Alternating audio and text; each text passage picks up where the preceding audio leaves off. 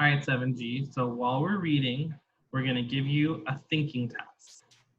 So while we read chapter 2, I want you to be thinking about the rules in / the commandments, because that's what they call them as well, that the animals set to live by. They got a preview of this in Old Major's speech about not drinking, not wearing clothes like man.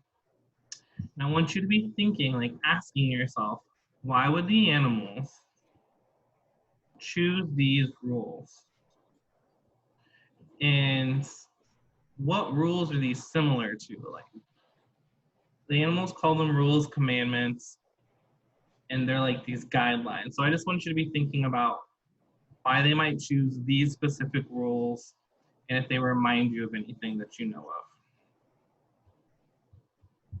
So that's your thinking task to be doing while we read to you, excuse me. And then I'm gonna start off Animal Farm, chapter 2. 3 nights later, Old Major died peacefully in his sleep. His body was buried at the foot of the orchard. This was early in March. During the next 3 months, there was much secret activity. Major's speech had given to the more intelligent animals on the farm a completely new outlook on life. They did not know when the rebellion predicted by Major would take place.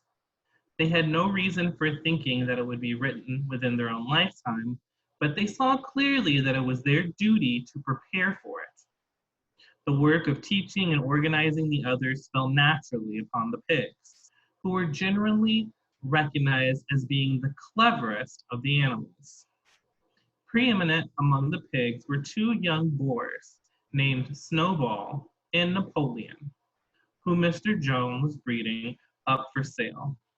Napoleon was a large, rather fierce-looking Berkshire boar, the only Berkshire on the farm. Not much of a talker, but with a reputation for getting his own way. Snowball was a more vivacious pig than Napoleon, quicker in speech and more inventive, but was not considered to have the same depth of character. All the other male pigs on the farm were porkers. The best known among them was a small fat pig named Squealer, with round cheeks, twinkling eyes, nimble movements, and a shrill voice. He was a brilliant talker, and he was arguing some difficult point. He had a way of skipping from side to side and whisking his tail, which was somehow very persuasive. The others said of Squealer that he could turn black into white.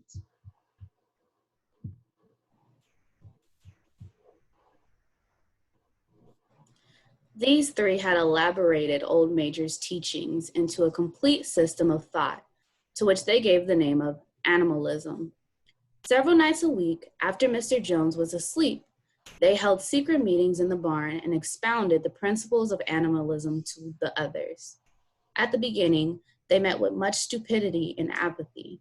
Some of the animals talked of the duty of loyalty to Mr. Jones, whom they referred to as Master, or made elementary remarks such as, "Mr. Jones feeds us. If he were gone, we would starve to death."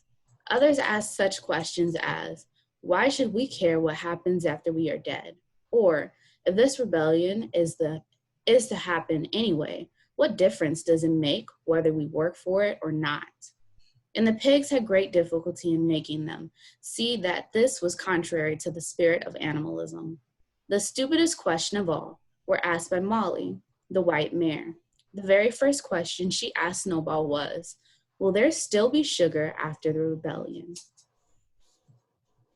We're gonna give you guys a chance to gist, but right now I want you to be thinking about these past 3 slides, what's happening, and what are the characters that are really important right now. There's some secret meetings happening, and I think this term animalism that the animals come up with is super important to gist about. So we're gonna give you some time to gist before we move on to the next slide.